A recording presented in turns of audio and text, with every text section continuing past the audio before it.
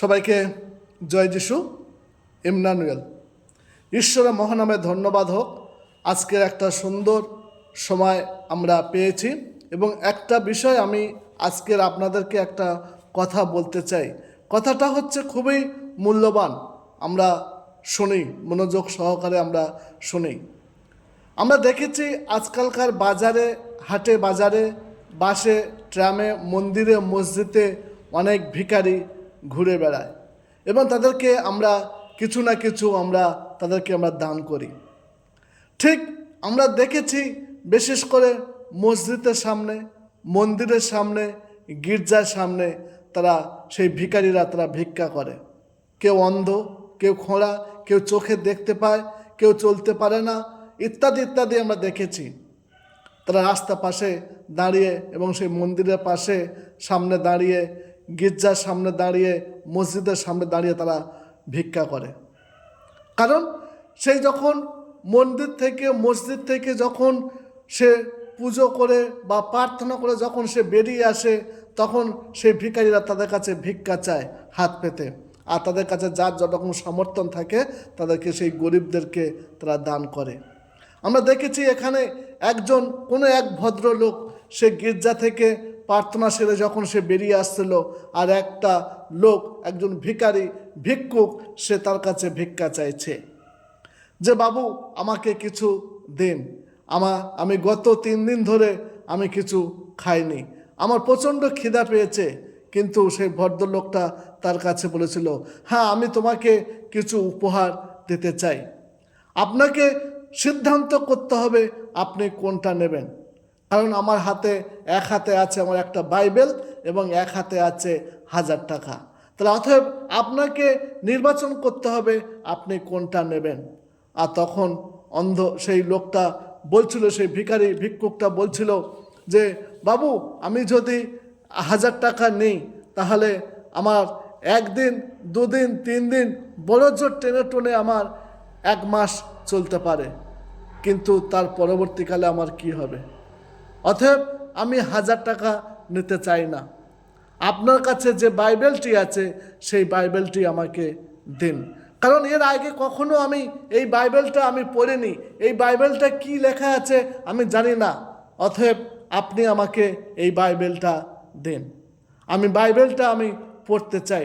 এই বাইবেলের ভিতরে কি লেখা আছে আমি পড়তে চাই, আমি জানতে চাই। তখন সেই ভদ্রলোকটা সে তখন কি করলো, সেই ভিখারিকে একটা বাইবেল দিয়ে দিয়েছিল। তার হাতে যে বাইবেলটা ছিল আর সেই বাইবেলটা তাকে দিয়েছিল। আর সেই ভিক্ষুক, সেই ভিখারি লোকটা সে বাইবেল নিয়ে সে আনন্দ সহকারে সে বাড়িতে চলে গিয়েছিল।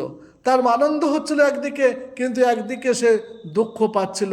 কারণ সে ভেবেছিল সেই লোকটার কাছ থেকে কিছু বড় অঙ্কের টাকা একটা আশা করেছিল। কারণ সে আশা করেছিল যে 3 দিন ধরে সে খায়নি, সে অনাহারে রয়েছে। সে ভেবেছিল আমি কিছু টাকা অর্থ পেয়ে আমি বড় লোক হব, আমি হয়তো কিছু সোনাদানা আমি পেতে পারি, কিন্তু সেটা তার আশা হলো না। আর সে যখন বাড়িতে গিয়ে যখন চিন্তা করছিল, আর চিন্তা করতে করতে তখন সে বাইবেলটা যখন খুলে দেখছে, সেই বাইবেলের ভিতরে একটা চিরকুট লেখা ছিল এবং সেখানে একটা ঠিকানা লেখা ছিল, আর সেই চিরকুটের উপরে একটা চাবি ছিল। আর সেই চিরকুটে লেখা ছিল একটা ঠিকানা লেখা ছিল। আর সেই ঠিকানা ধরে ধরে সেই অবশেষে সেই ভিক্ষুক লোকটা সেই ঠিকানা ধরে ধরে সেই জায়গায় গিয়ে পৌঁছেছিল। আর গিয়ে পৌঁছে দেখে না সেখানে বিশাল বড় একটা বাংলো রয়েছে। আর সেই বাংলোর গেটের কাছে যখন গিয়েছিল, আর সেই চাবিটা দিয়ে যখন সেই গেট খুললো, আর সেই তালাটা খুলে গিয়েছিল। আর যখন সে খুলে গিয়েছিল, সে যখন ভিতরে ঢুকে গিয়েছিল, আর ভিতরে ঢুকে তখন সে ভাবছে যে এত বড় বাংলো আমি কি করে সামাল দেবো, কি করে আমি দেখব, কি করে আমি এখানে থাকবো। আর তখন সেইখানে একটা লোক বেরিয়ে আসলো। বেরিয়ে এসে তার সামনে যে সমস্ত খাবার ছিল, আর সেইগুলো তাকে বলছিল এই খাদ্যগুলো আজকের থেকে তোমার, এই খাদ্যগুলো তুমি খাবে, এখানে তোমার যা কিছু তুমি দেখছো সমস্ত কিছু তোমার। আর এই বলে সেই লোকটা চলে গিয়েছিল। আর তখন সেই লোকটা, সেই ভিখারি লোকটা সে চিন্তা করছিল যে আজকের আমি মানুষের কাছে ভিক্ষা করতাম, কিন্তু এই বাইবেলের ভিতরে কি লেখা আছে আমি কখনো পড়িনি, আমি জানি না। তাই আজকের আমার দেখে আমার মন পরিবর্তন হলো। তাই বন্ধুগণ, আজকের আমি একটা কথা বার্তা আপনাদেরকে দিতে চাই। আপনারা তো অনেকে টাকার পিছনে দৌড়েছেন, আপনারা কখনো ঈশ্বরের পিছনে কখনো দৌড়েছেন? আপনারা চিন্তা করুন, অনেক সময় আপনার টাকা থাকবে 1 দিন 2 দিন 3 দিন, কিন্তু টাকা অবশেষে নষ্ট হয়ে যাবে, টাকা চলে যাবে, কিন্তু আপনার জীবন, আপনি চিন্তা করুন আপনি কোন পথে চলবেন। আপনি ঈশ্বরের পথে চিন্তা করুন, আপনি ঈশ্বরের পথে থাকুন, ঈশ্বরের পথ অনুসরণ করুন, দেখবেন আপনার জীবন পাল্টে যাবে। আমরা দেখেছি সে ভিখারি লোকটা, সে টাকার পিছনে কিন্তু সে দৌড়ায় নেই। সে প্রথমে কী করেছিলেন? সে ঈশ্বরের রাজ্য বিস্তারের কাজের জন্য সে এগিয়ে গিয়েছিল।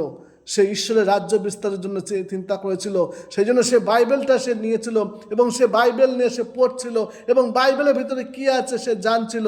আর যখন সে পড়েছিল তার মন পরিবর্তন হয়ে গিয়েছিল। আজকের আমরা একটাই বার্তা আমি দিতে চাই আপনাদেরকে, যারা আজকের আমার এই মেসেজ আপনারা পড়ছেন বা শুনছেন, দেখছেন, আমি আপনাদেরকে বলতে চাই আপনারা টাকার পিছনে আর দৌড়াবেন না। আপনাদের যে অবশিষ্ট সময় যেটা আছে সেটা আপনারা ঈশ্বরের সান্নিধ্যে আসুন, ঈশ্বরের কাছে আপনারা প্রার্থনা করুন এবং ঈশ্বরের জন্য আপনারা চিন্তা করুন। ঈশ্বর আপনার সমস্ত কিছু জুগিয়ে দেবে। কারণ আমরা দেখেছি গীত সংগীতার তার 23 নম্বর গীত, সদাপ্রভু আমার পালক, আমার অভাব হবে না। অতএব আপনি প্রথমে ঈশ্বরের রাজ্য বিস্তারের জন্য আপনি চিন্তা করুন। আমি জানি আপনার অভাব আছে, আপনার কষ্ট আছে, আপনার দুঃখ আছে, কিন্তু যখন আপনি ঈশ্বরের রাজ্য বিস্তারে যখন চিন্তা করবেন, ঈশ্বরের কাজের জন্য যখন চিন্তা করবেন, ঈশ্বর সমস্ত কিছু আপনার জুগিয়ে দেবে। কারণ আমাদের ঈশ্বর হচ্ছে জিহোভা জিরি, তিনি যোগানদাতা, আমরা জানি। তাই আমি আপনাদেরকে একটাই বলতে চাই, একটা কথা আমি আপনাদেরকে দিতে চাই এই বার্তার মাধ্যমে, আপনারা প্রথমে ঈশ্বরের রাজ্য বিস্তারের কাজে এগিয়ে যান, দেখবেন ঈশ্বর আপনাকে সমস্ত কিছু জুগিয়ে দেবেন। Amen, hallelujah. ঈশ্বর তার আপন বাক্যে সবাইকে আশীর্বাদ করুন। ধন্যবাদ। আমেন।